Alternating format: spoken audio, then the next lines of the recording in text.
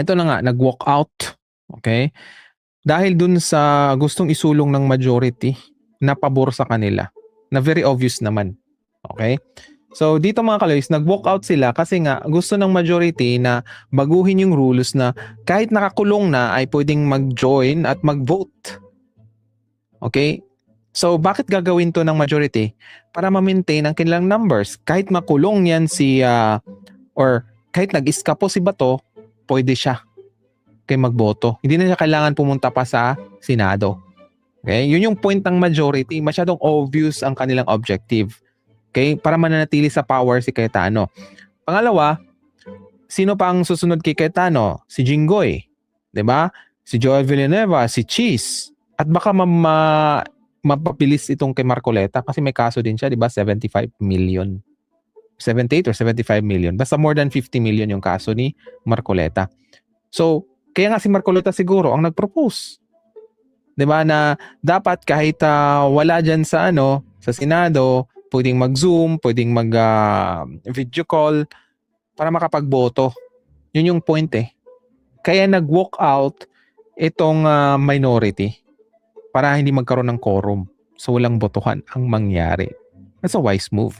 So ang katanungan mga kaloys, hindi kaya ay hinahanda na, okay, na magkaroon ng EDSA 4 kung may mangyari mang kabulastugan sa impeachment trial ni Sara Duterte. Ano sa tingin niyo mga kaloys?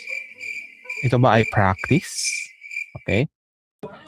Inserted in section 41C para makaboto po kung sino man yung makukulong dahil sa announcement. Yan, tumayo si Jinggoy. Napangiti siya. Kasi alam niya, di ba, malapit na siyang ikulong. So kahit nakakulong siya, mayroon pa rin silang parang mga kaloys, hope na makalabas.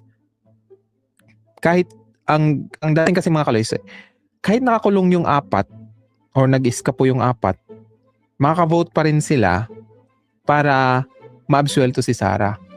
And si Sara po ang hope nila kung maging president. That's the question. Kung maging president, what if maunahan ng ICC warrant of arrest si Sara? Wala din. Pero siyempre, di ba, alam natin na kung sa Pilipinas ka makulong at politician ka, the probability is very high na makakalaya ka. Di ba? Ang dami na nakalaya. Right? Hindi pa kayo gising. Di ba? Na inaano lang tayo ng mga politician. So, yun na nga. Siguro naramdaman ni Jinggoy na nalalaman nila yung plano natin. Nang sa the ombudsman na may lalabas na po ang warrant ng ilan sa mga kasama natin, Madam President. That is my question, Madam Chair. The gentleman is out of order. Comfort naman tong bobong senator.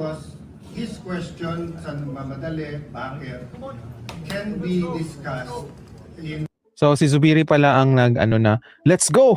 Okay, walang kwenta itong gagawin. Uunahan na natin sila. Okay, para hindi sila makapag-quorum. Wise move. Okay?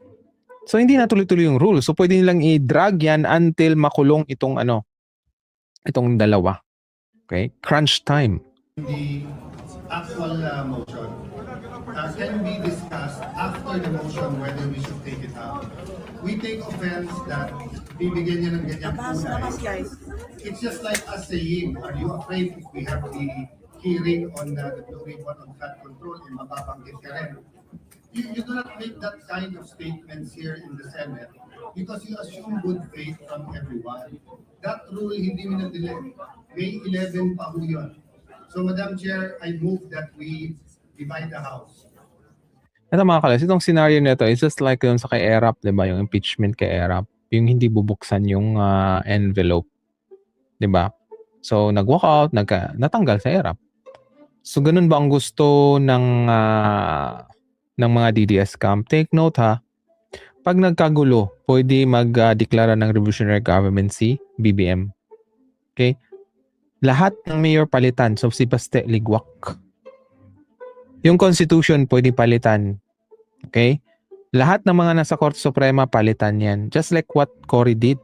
Kasi nagkaroon ng revolutionary government. Kaya hindi naman nanalo si Cory. So kailangan niyang umupo bilang presidente kaya nagdeklara ng revolutionary government. Okay? Hindi siya nanalo sa eleksyon itong si Cory. Right? So, yun na nga. Yun ba ang gusto? Timbangin ng mga DDS. Yun ba ang gusto? Mas checkmate kayo maaga pag magdeklara si BBM ng revolutionary government.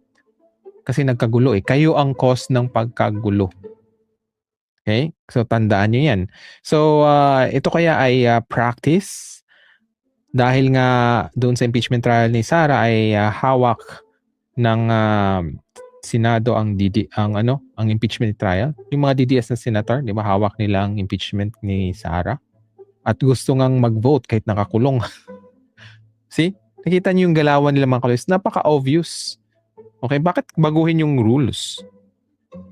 Tapos sabihin naman, time ni Laila de Lima nakakulong, humingi din ng ng ganung pabor ang minority. Actually, lang pala join the conference lang, walang voting. Hindi kasama yung voting.